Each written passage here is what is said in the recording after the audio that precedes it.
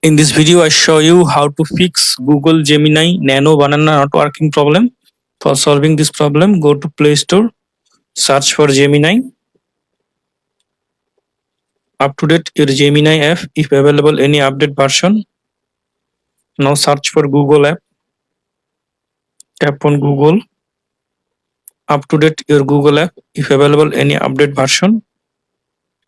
Then go to settings. Then go to apps.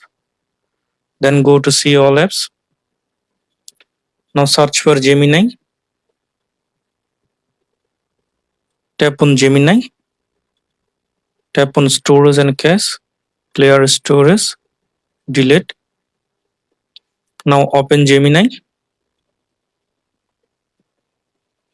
I can see that banana icon. Create image. Now I hope that this method fix Google Gemini Nano Banana not working problem.